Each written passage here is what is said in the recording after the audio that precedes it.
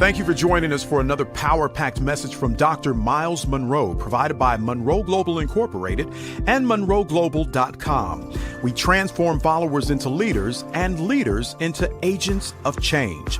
We hope that this message is a blessing to you as you advance your life and discover your purpose. Now, let's go into the message. You begin as a person, an innocent baby. And the moment you were born, your culture and your family and your environment and your educational system begins to form your belief system. And that could be detrimental.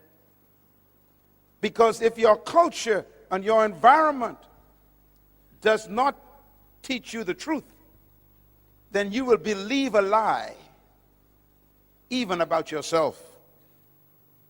And your belief system becomes your personal philosophy, out of which you influence other people. And that's why the foundation of your public leadership is determined by your private belief system. And that is why I am teaching you carefully, line by line, to challenge your ideas about yourself. Because you came out of a history, just like I did, where we were formerly oppressed by colonial imperialism, which taught us some ideas that were not true about you. You were trained to be maids and yardmen and farmers and workers on plantations and serving tea and cooking for people. You were not trained to own a business and build a company and lead a country and buy your own oil field or invest in your own gold mine. It's always somebody else doing it, because you've been trained that you cannot and should not try to own an oil company. And so we accept the idea. So our philosophy says we cannot own that. So we have been trained to be an employee, not an employer. As a matter of fact, we've been so brainwashed by the wrong philosophy that we are afraid to own things. We are afraid of success.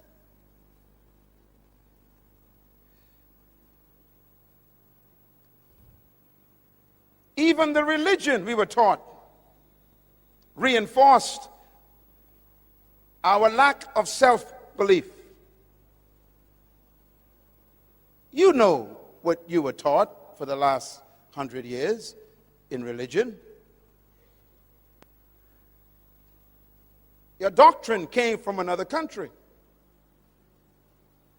Your belief system was imported by people who owned your forefathers. And they taught us songs to sing, didn't they? Songs like, I got a shoe, you got a shoe. All of God's people got a shoe. When I get to heaven, I'll put on my shoe. I'll walk all over God's heaven. Interesting song. So the enslaved, oppressed person sang that song. And they sang it to the master, the oppressor. They said to the master, I got a shoe and you got a shoe. Both of us are God's people. We got shoes. You wear yours now, I'll wear mine in heaven. That's a dumb song. But we sang that in churches and believed it. And even had the spirit on it. I got a shoe. That's a dumb song. What you're telling the master is, you prosper now, I'll stay poor now, I'll be rich later.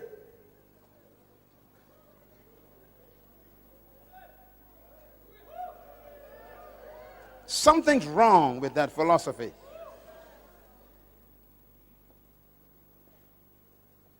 And so they make us afraid of prosperity. They say things like, you don't want to prosper, you might forget God. So stay poor and you'll stay humble before the Lord. Philosophy.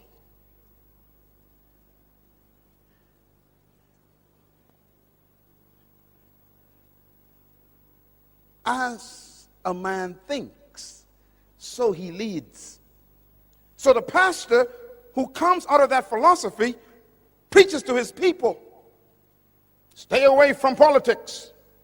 Stay away from money. Stay away from power. Stay away from influence. Just hang on until Jesus comes.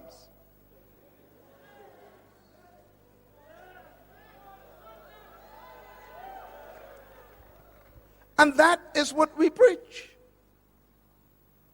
We actually preach to our people that they should not be leaders. And they should not own. And they should not have influence.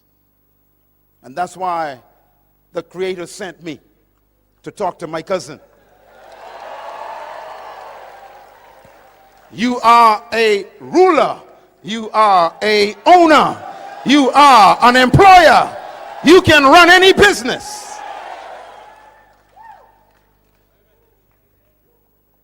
But you got to change your belief system. Let me show you a picture of a little boy. See that little boy? I wonder who he is. Can you tell me who he is? No one knows who he is.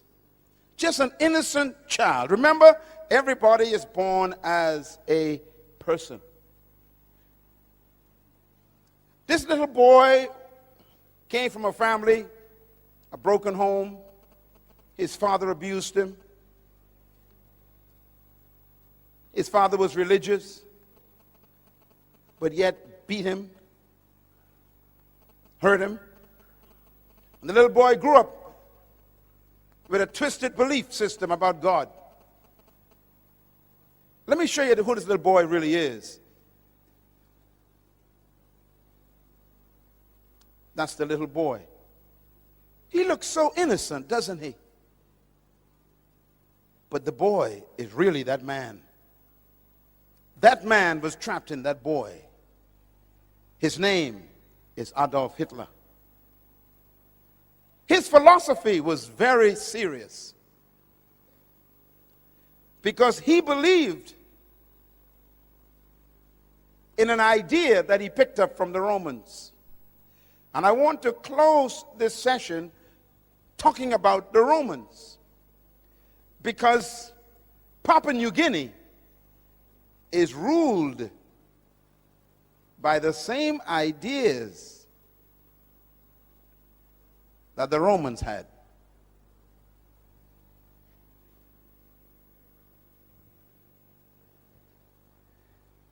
Hitler believed that he was born and chosen by God to restore the Roman Empire. He believed that. He believed that he was created and born to bring back the glory of Rome, and therefore he had to subdue all of Europe because Rome ruled the whole world from Africa all the way to England. Rome was the most powerful empire and kingdom in history. Rome was the first kingdom to colonize the whole world. No kingdom has ever arisen to be greater than Rome. Rome was the most successful colonization process in history. Rome ruled the whole known world of Europe. And Hitler believed that he was born to restore the glory of Rome. He called it Mein Kampf.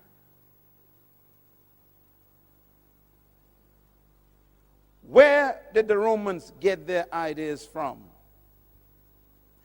And this is important to think about leadership. The Romans conquered the Greeks. The Greeks were the ones who invented the philosophy of leadership that control our world today. Please listen to me carefully. Because Jesus was born under the Roman Empire in a Roman colony controlled by Greek ideas. So don't miss this. The Greeks were the most influential philosophers in modern history. The Greeks were the ones who invented the ideas that control the world right now. As a matter of fact, the Roman Empire adopted the Greek philosophy when they invaded Greece. The Romans were so powerful that they conquered Greece and destroyed the Greek Empire, but they did not destroy the Greek libraries. The Romans are smart people. They took the Greek libraries and they adopted the Greek ideas and philosophy of leadership. And so the Romans became Greeks in thinking, but Romans in military power. I want to give you quickly why this is important to you in Papua New Guinea. Because Papua New Guinea is a product of the Romans. And Papua New Guinea was ruled by Greek ideas. And that's why we are having difficulty right now with the mentality of the Papua New Guinea people. So you have to listen carefully what I'm going to say. I'm going to talk about your future and your past. The Greeks believed certain things about humanity and about leadership. The Romans adopted them, and the Europeans used them, and they colonized Papua New Guinea. And they used the same ideas of the Greeks to control Papua New Guinea. Papua New Guinea is a very young country. You are still battling with Greek ideas. I'm going to prove it to you. Because every colonization process carried the Greek idea and subdued the people. What did the Greeks believe that's important to you? Write them down. Number one, the Greeks believed that leadership was a product of natural endowment. Very important words. The Greeks believed that leadership was a product of natural endowment. What does this mean? Some of you know about the Greek philosophers who changed the history of the world. Let me give you a few of their names. Plato, very powerful Greek thinker. Aristotle, very powerful Greek philosopher. Socrates, a very powerful Greek thinker. These are the kinds of thinkers who gave their ideas that control the world today. I always tell people that the world is ruled by dead men. Our countries today, including Papua New Guinea, is ruled by dead men. How? Because they left their ideas with us. Ideas outlive humans. And ideas are more powerful than death. And the Greek philosophers like Plato and Aristotle and Socrates, they invented an idea. Look at my lips, please. I'm going to quote one of their ideas. This is a Greek idea. Demokrata. Demokrata is a Greek word. The Greeks invented the idea of democracy. Democracy is not from the Bible, it's from Greece.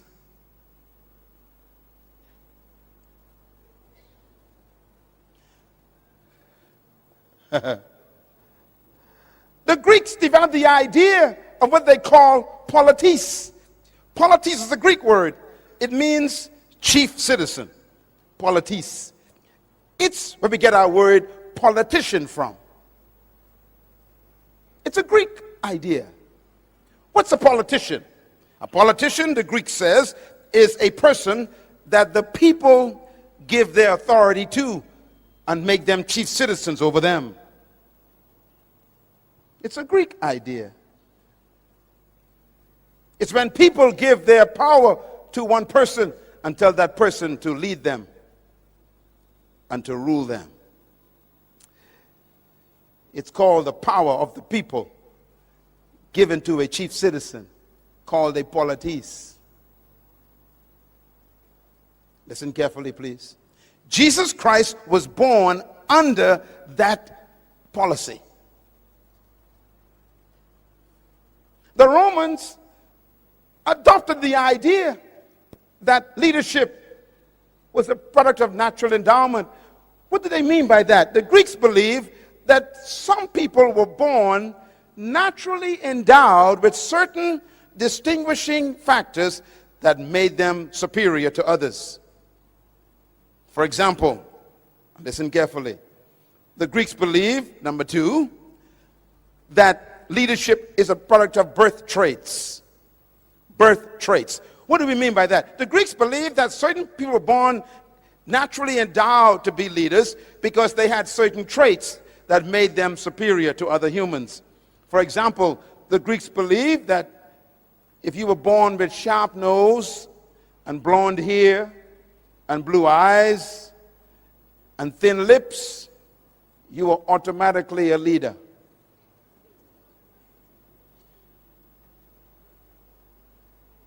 You can read this on the internet if you want to. It's all there. The Greeks believed that if you were born with fair skin, that means if your skin was light, fair, and you had sharp nose and blue eyes, and your hair was yellow or blonde, you were naturally a leader.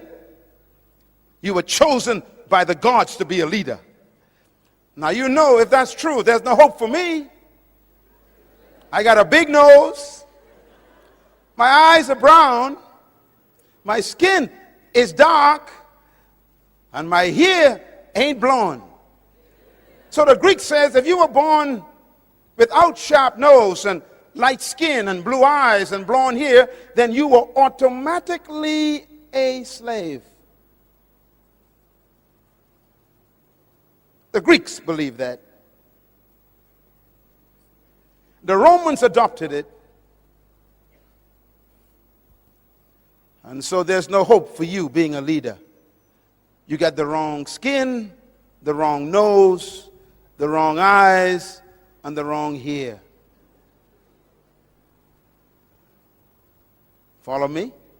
The Greeks also believed that leadership was a product of providence. Very important word, providence.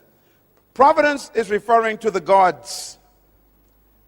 The Greeks believed in many different gods. And the Greeks believed that if the gods chose you to be a leader, then you were automatically superior to everyone else. If the gods did not choose you to be a leader, then you were automatically a slave and a follower for the rest of your life. In other words, the gods choose leaders. Well, think about it. So if you were born with dark skin and brown eyes and a big nose and thick lips, then the gods chose you to be a slave.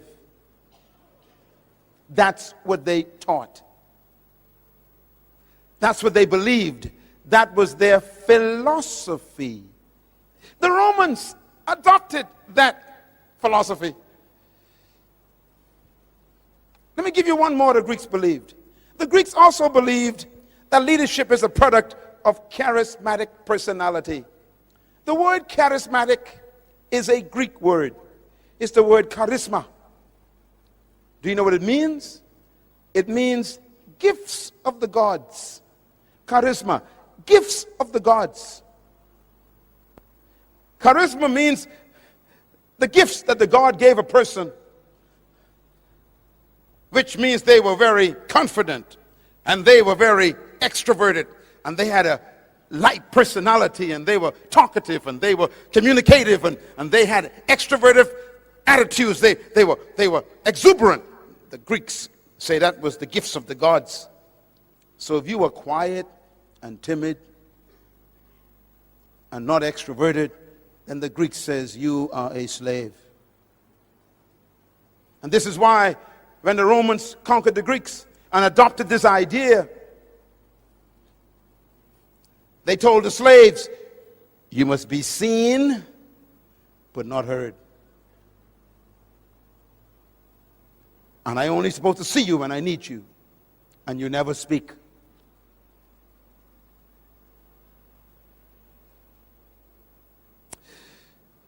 Leadership ideas. And finally, they believed that leadership was reserved for an elite group of people who were destined to be leaders in the world, and the rest of us were destined to be followers. I'm trying to teach you something that's very serious, because the Romans adopted these ideas and made them their culture. The Romans conquered all of Europe, from Africa to Scotland. They conquered the whole of Europe, and they implemented their ideas. So when they met people who were not like them, who didn't have blonde hair or light skin or sharp nose or blue eyes, then they automatically considered them subhumans. The Romans used the word for themselves. They said, we are superior, chosen by the gods. They called themselves the Aryan race.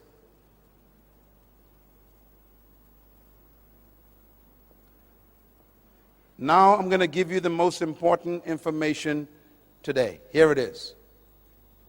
The Roman Empire ruled the entire known world, from Africa to Great Britain.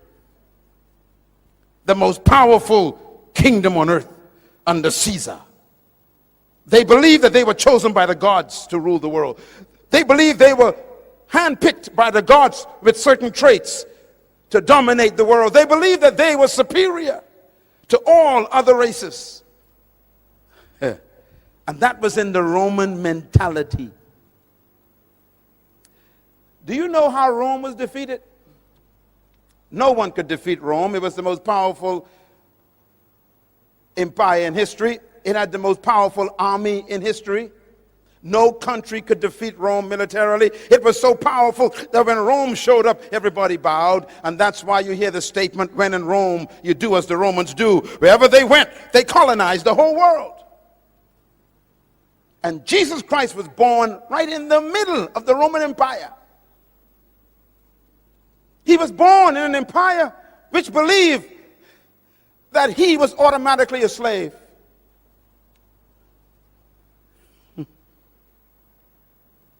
And that's why they treated the Jewish people through whom he came as dogs. Jesus Christ was born in a colony just like me. He was born subjugated by a powerful colonial power called Rome, just like you. He was taught that he was born to be a second-class citizen. He was taught that he was born to be subjected. He was taught that if some soldier in the Roman Empire asked you to take your cloak off and give it to them, you had to give them your clothes if they were cold. He was taught that when a Roman walked in, you stand up and bow. He was taught if the Roman gave you his shield to carry for a mile, you got to take it. He was taught if a Roman soldier got tired carrying his spear, he could say, here, take it for me, and you have to take it. He was taught that he was not a leader, he was a slave.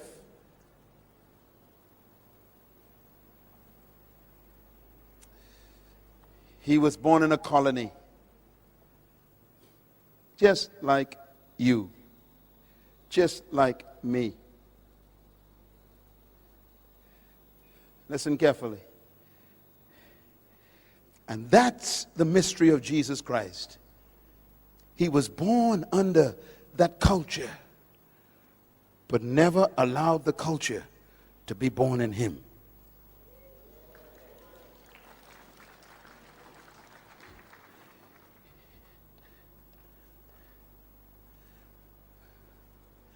Let me explain Papua New Guinea. When the Roman Empire was defeated, it was not defeated by an army. It was defeated by what destroys most countries. The Roman Empire was destroyed by immorality. As a matter of fact, history teaches that the Roman Empire was destroyed by the loins of their leaders. Your loins are right here. Their sexual life destroyed them. They died from the inside. They decayed from immorality. 14 Caesars, 12 were homosexuals.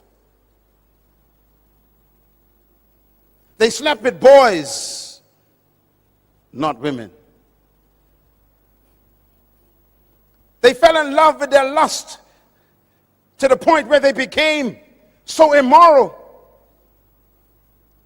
that they began to have men marrying men. It's as old as 2,000 years ago.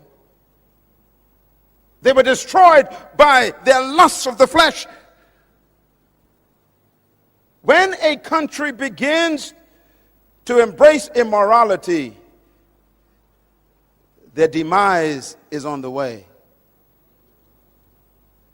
When a country begins to sanction immoral acts that God condemned, don't worry about that country. They are dying. No matter how powerful your guns and military weapons are, if your morality becomes a cancer, your weapons become useless. And Rome died in the bedroom. And so the Roman Empire fell apart. It broke up through strife. Look at me, please. This is important. When the Roman Empire fell apart, it broke up into small little kingdoms. It used to be one kingdom, but now it became many kingdoms. Let me name some of the kingdoms that the Roman Empire became. There was a kingdom called Franco. We call it France today. That was a Roman kingdom. The second kingdom was Spanian. We call it Spain today. It's a Roman kingdom. Another kingdom was called Portugal. We call it Portugal today. It was a Roman kingdom. Another kingdom that came from the Roman Empire was Anglo-Britannia. Anglo-Britannia.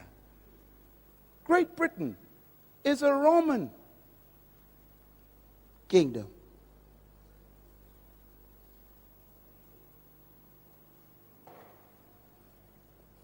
We call them England today. Anglo. Light skin. Interesting, all of these kingdoms have the Roman philosophy. And they decided to expand their kingdoms. And so the French and the Spanish and the Portuguese and the British sent their ships out They are Roman in their minds, Greek in their thinking, and they come to take over territories.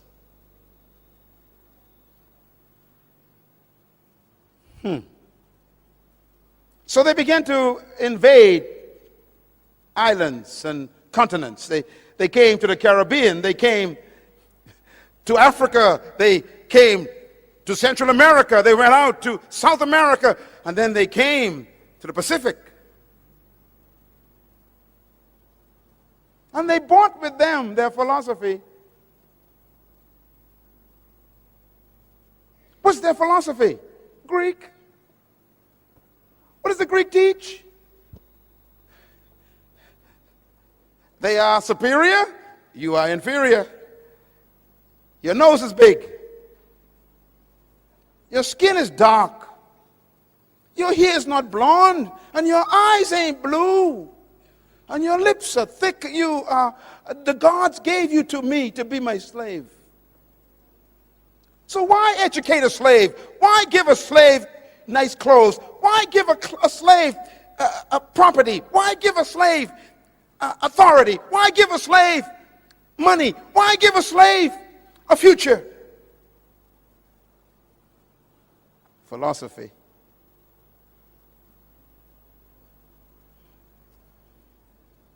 And so is the story of colonization. It's easy to sell a slave. After all, they're not chosen by the gods. Now let me say something very quickly before I wrap this up. Every philosophy comes from an ideology. Ideology means ideas. Every ideology needs a theology to justify it. So every time there's a philosophy and an ideology, there must be a theology to give it credibility. And this is why religion was used to even justify the ideology of superiority. Do you know what they taught us when I was a child? They said to me, "You fell out of the sky." We had no idea where we came from. We were taken away from our homeland, and we had no history. And we'd ask the white teacher, "Where did we come from?" And they would say, "You fell out of the sky. You have no heritage. You are one of the fallen angels." Theology.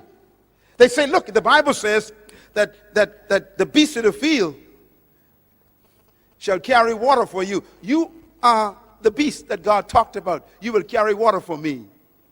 And they would teach this in Sunday school. Philosophy.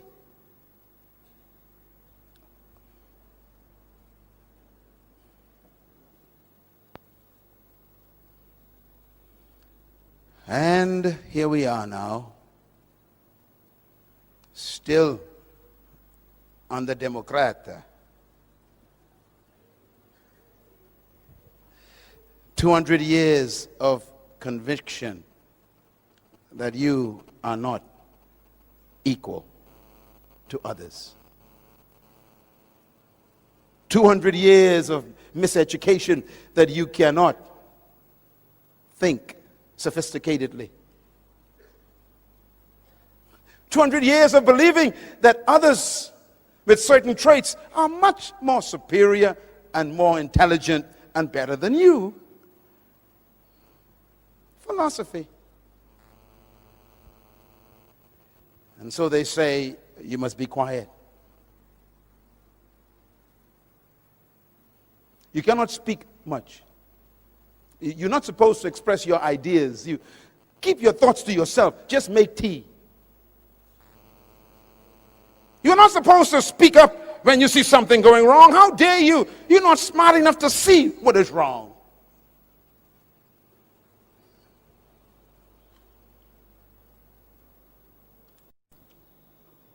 leadership problems. Here's the biggest one. Since you were chosen by the gods to be followers, why waste my time on you, training you to be leaders?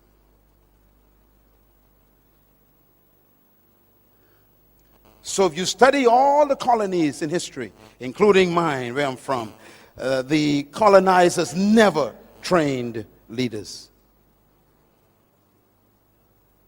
And what's amazing is when they finally abandon and leave you, they expect you to fail. And that's why they leave. They always say, well, of course, there are more of you than us, so we're going to get out of here in case you kill us. But we know you can't lead anyhow, so your country will fail. So they expect you to fail. Well, I don't understand that, because if you didn't train me, how can I succeed? And when you do fail, then they blame you and say, see, I told you, you ain't intelligent enough to succeed. They forget that my failure is proof of their failure.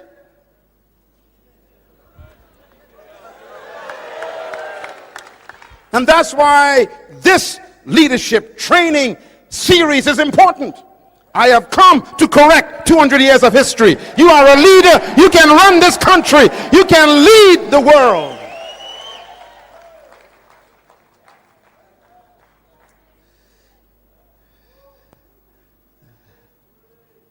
Take a deep breath. Tell your neighbor, I was born to lead. Clap.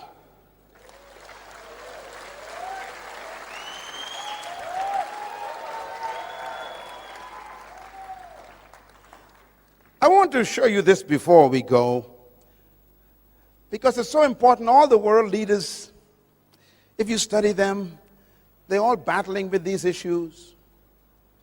And by the way, in one of my books, I did research on what happens to a people who have been oppressed for over 100 years. And I discovered that they all have the same problems.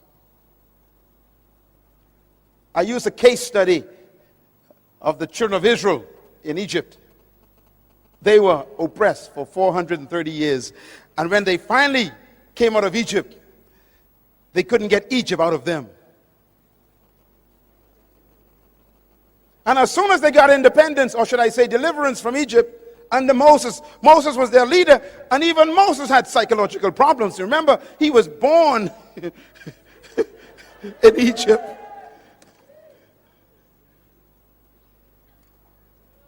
But you'll remember that when they came out of Egypt, they didn't go into freedom. They was just delivered.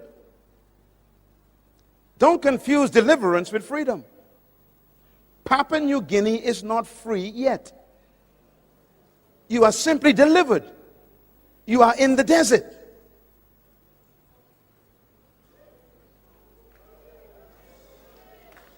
And why does God take you to the desert? Because He doesn't want you to go into the promised land with Egypt in your mind. So He keeps you in the desert to try and change your mentality to think like a free person. Don't ever confuse independence with freedom. Independence is an opportunity to become free. It is not freedom.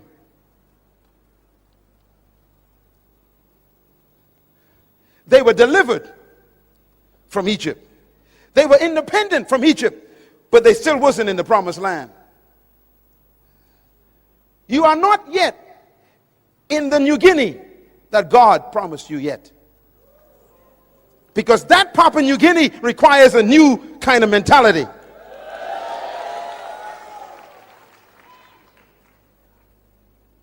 One day, my wife and I went to Egypt to visit. And we were in Israel for 10 days. And we caught our flight from Israel to Egypt. I will never forget my experience. We took off from Tel Aviv. And before I could fix my seatbelt, the announcement came over the PA system. Please prepare for landing. I became confused. We just took off and we were landing. Now I thought that Egypt was far away from Israel.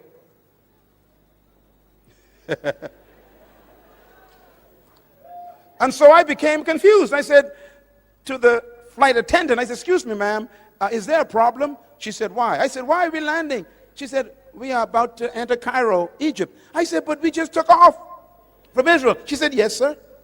I said, but we didn't fly. She said, I know. I said, we're landing. She said, yes, we're landing. I said, wait a minute.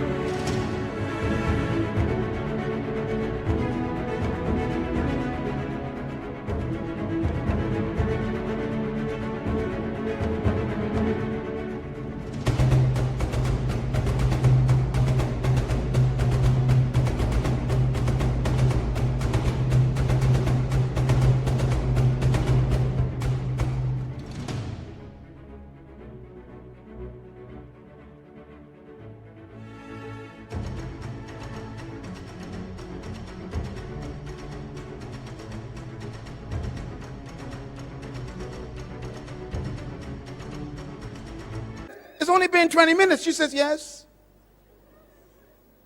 I said, wait a minute, lady. I was in Israel. That's Canaan, the promised land. And in 20 minutes, I'm in Egypt. She said, yes. I became confused. I started calculating. Let's see. 40 years.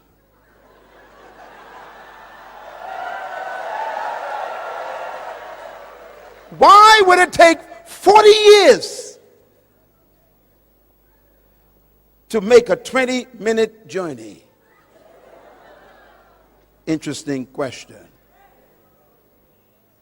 When we arrived in Egypt, we went to the hotel, put our bags down. Our guide came later that day to take us to see the pyramids and go to El-Aqsa and all the places of Egypt to see all the pharaohs, you know, the history and everything. And we went to the pyramids and everything, and it's beautiful.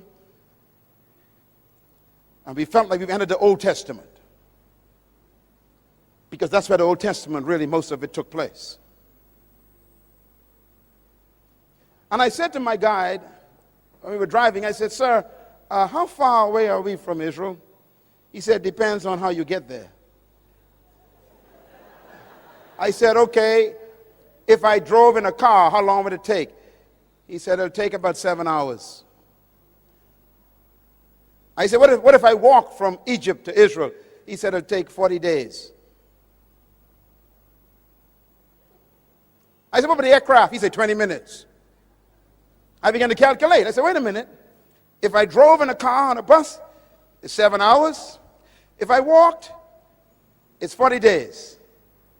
If I flew, it's 20 minutes. I went back to my hotel room, confused. I picked up my Bible, because I had to go and find out what happened. And the Bible says, and they left Egypt, headed toward the promised land. But God did not take them directly there. I'm quoting the Bible. Because they were afraid in their minds. So he led them the long way around to get Egypt out of their minds. Now here's my mystery. This is Egypt. This is the promised land. And it's only 40 days walk. Why would it take 40 years? And I was confused. That means he kept them going around in circles for 40 years. Do you know why? Because they kept telling Moses, we want to go back. At least we knew where onions came from. We knew where garlic. There were pots of food in Egypt. Let's go back to the British way. It's too hard to run your own country. It's too difficult to take responsibility for your own future. Take us back to a place where other people ran our lives. We didn't have to think. Take us back where they provided peanut butter and cheese.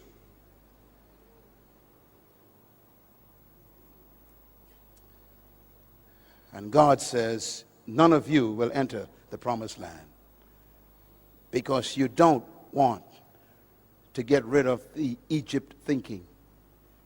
So he led them for 30 years.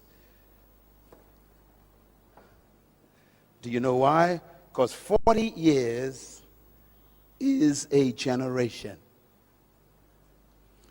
That means he kept them going in circles until he got what they were carrying. They were carrying the next generation. Joshua was not born in Egypt. He was born in the wilderness. Caleb was not born in Egypt. He was born in the wilderness.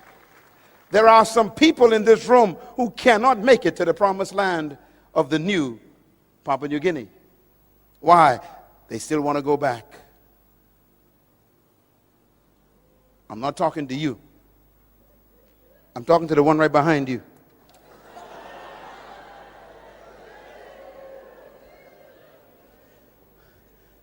And this is why the young generation is the hope of Papua New Guinea. And I say to the older members of this great country, ask God to change your mind. Ask him to deliver you from the scent of oppression. Ask him to give you a miracle, not in your body, but in your mind. Because their mind kept them out of the promised land. It's amazing. God healed their body, but never took them to the promised land. He fed them food, but never took them to the promised land. He kept their clothes for 40 years, but never took them to the promised land. In other words, God will preserve you until he gets what you want from you, and then he'll kill you. If you don't want to change your mentality, he'll bury you in the desert.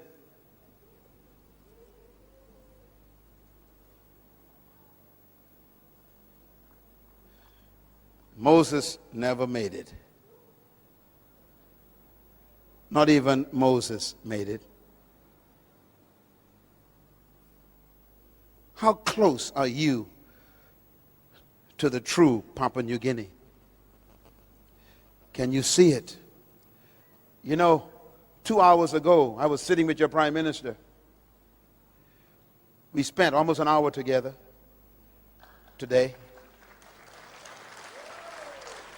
And I asked him a question 3 times. Same question.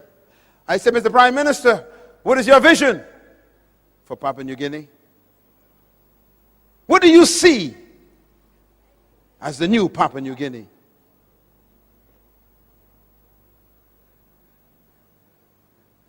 And he talked about what he saw. He saw a country where everybody was educated, free education. He saw a country where people had good health and welfare. They were taken care of. Diseases were almost non-existent. He saw a country where opportunity for people to own companies and to build businesses and to have share in the investment of their country. He said, I see this. And I told him, then you need to educate. You need to provide free education for every child in Papua New Guinea. Because until their mind is free, they are stuck in the wilderness. Sitting in this room are some of the greatest leaders in the world. And I believe that with all my heart. You are an awesome leader, young woman. But you have to unlearn what you've been taught by history. You must be free from the Greek mentality and the Roman ideology. You must be set free from the spirit of colonization. And believe that you can govern this country effectively by God's help. I beg you today to be delivered from Greek philosophy, because I too was a victim. Now let me close with how I got delivered. You want to know how I got delivered? Traditional leadership teaches that leadership is controlling and imposing your will on people. That is not true leadership. Secular leadership says that leadership is management of people. Leadership means you are superior to the followers. They teach that leadership means that you are served by your followers. They teach that leadership is measured by how many people serve you. This is not leadership.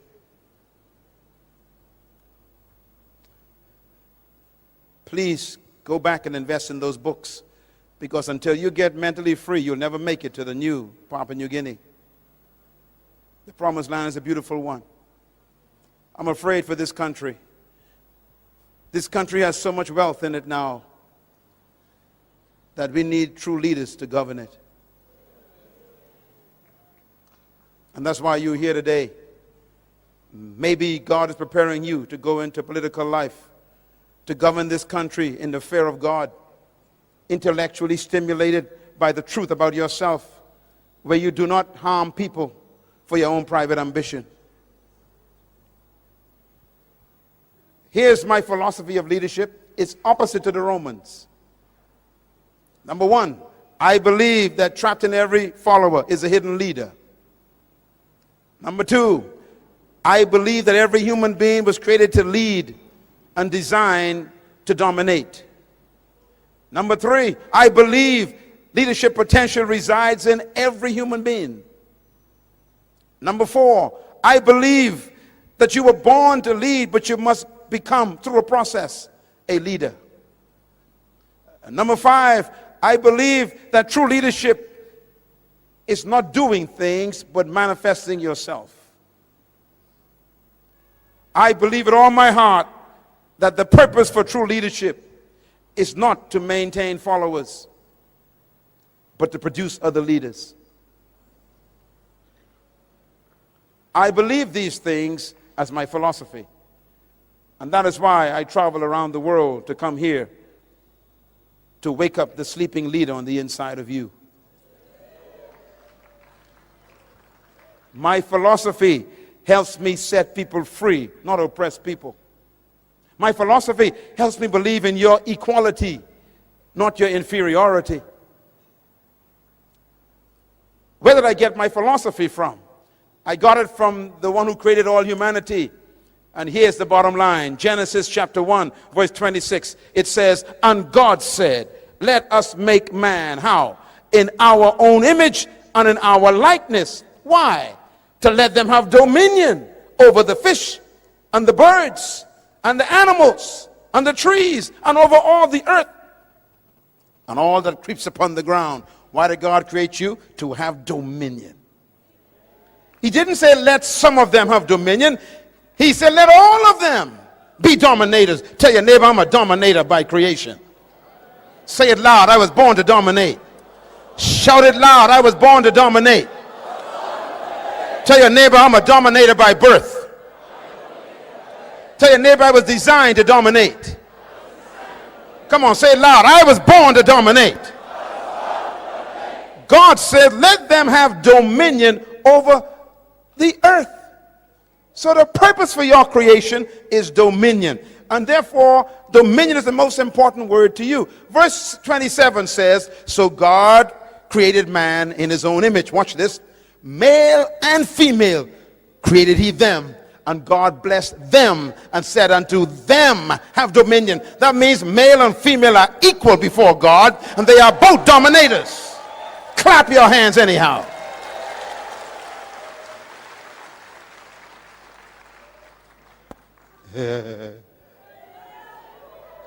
My wife and I are equal, but different. She's a leader and I am a leader, but we are different, but we are equal.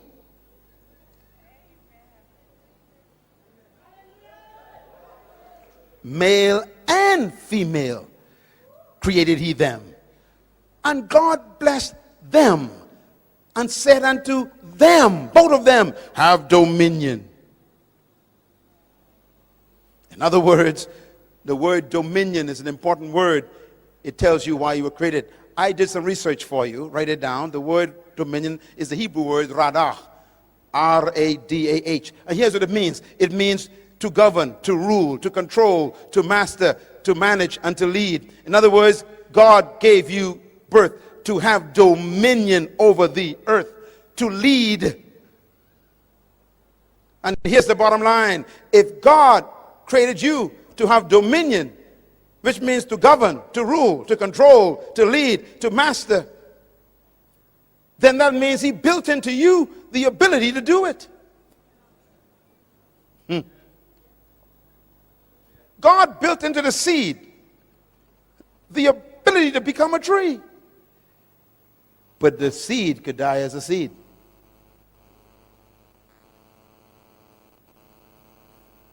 Because it's in the wrong environment.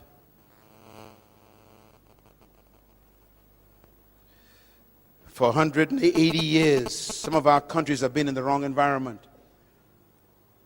We've been fed Greek ideas. And so we can't come forth. And that's why this leadership conference is here. Not to make you superior to anyone, to simply make you yourself. You are a leader, a dominator, a ruler, a governor, a master, a controller. Ladies and gentlemen, let me put it this way. He said, let them, which means male and female, every human being is a leader trapped on the inside. And here is the mystery of how it works. When I first met this beautiful lady, when I first saw her rather, Mother Teresa, before she died, what a woman. She was 4 feet 5 inches high. Little lady. She weighed 102 pounds. And she spoke to the United Nations. She was a nun. What made her so powerful? She discovered her gift. She discovered her purpose, her passion. Listen, please. Whatever you were born to be is trapped inside of you.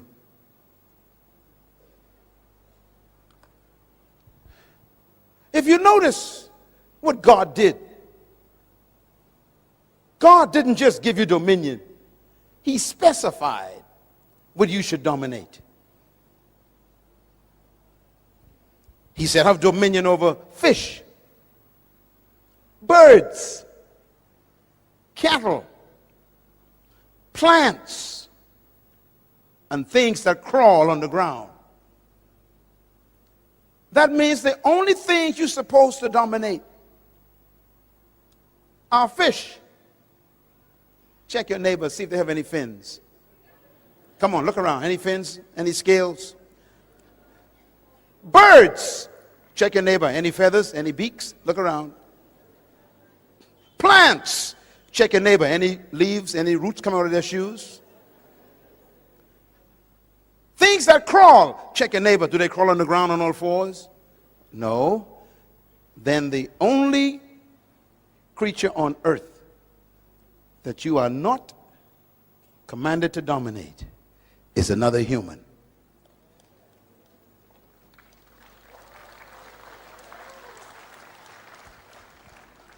And that is why, in order for slavery to work, they must reduce you from being a human.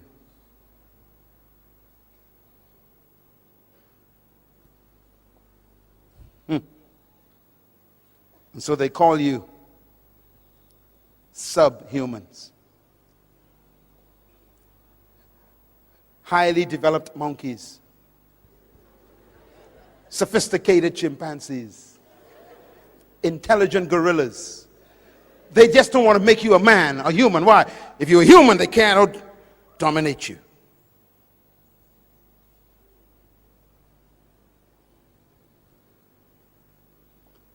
So any attempt to control, master, rule, or dominate another human is completely ungodly.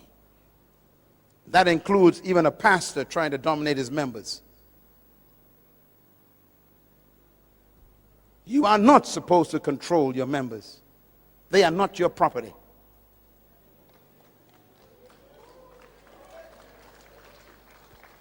You are not to control and own anyone in your company.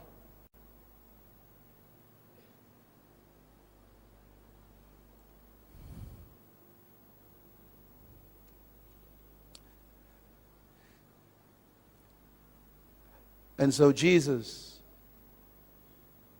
was living in a colony ruled by people who oppressed and dominated humans. His disciples, which means students, he was trying to change their thinking, just like we're doing today. And one day they were sitting down just like this, and he heard them talking to each other. And they were arguing, which one of us is the greatest? They must have been from Papua New Guinea. Always want to know who's in charge. Fighting over positions.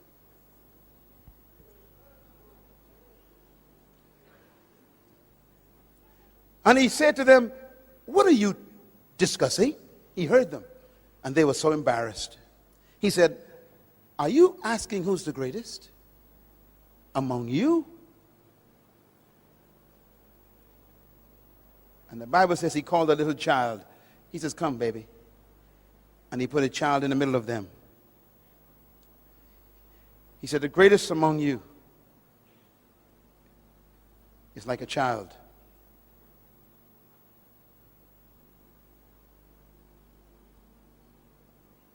A child never desires power.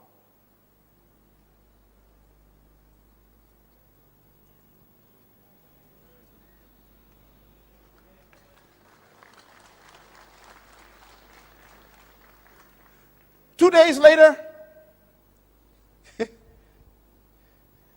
he was sitting, having a meal, and two of his disciples came to him again, and they said, Mom, go and ask him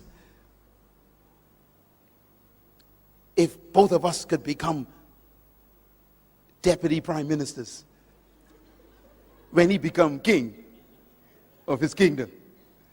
Forget the other 10. Make sure looking for ourselves, Mom." He listened to a woman. And their mother went to Jesus and said, "Sir, good master, will you make sure that my two boys sit on your right and your left when you come into your kingdom?"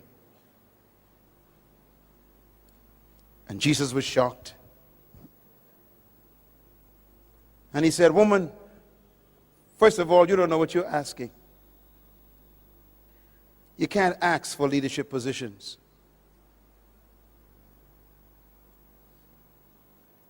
He said, secondly, you shouldn't try to be like other people because you couldn't drink the cup they drink. The word cup means price. You couldn't pay the price for their position. Never be jealous of someone because you don't know what it cost them to get where they are. Can you drink the cup they drink? Leaders don't become jealous of other people's positions.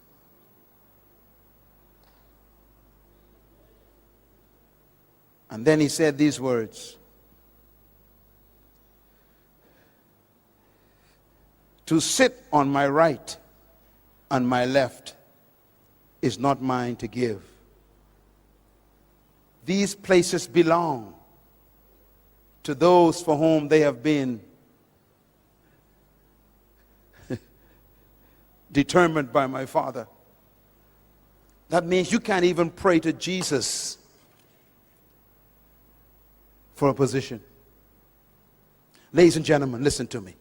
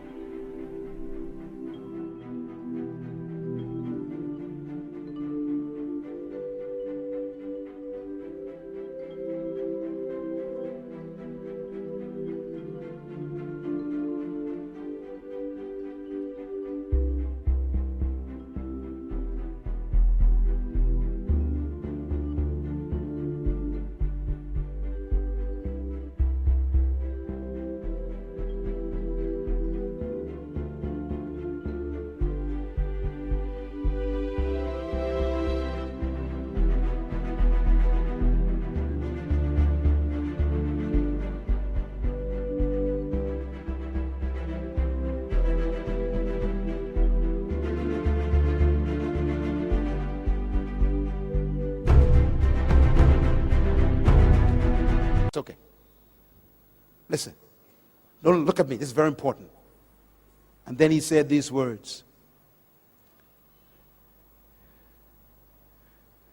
You know that the Romans and the Greeks, I'm quoting Matthew chapter 20.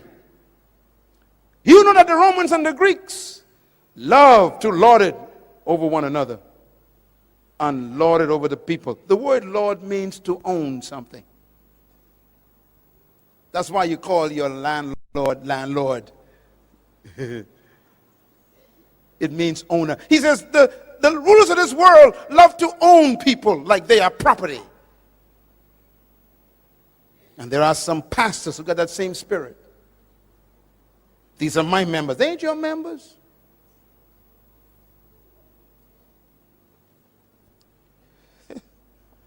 The Apostle Peter says, pastors, do not lord it over God's flock. The same word Jesus used for the Romans. You don't control people. True leaders don't own people. They set people free to become great. He said, do not lord it over people like the Romans do. And then he says these words, it shall not be like that among you. Because in my kingdom, if you want to be a great leader, you must become the servant of everybody.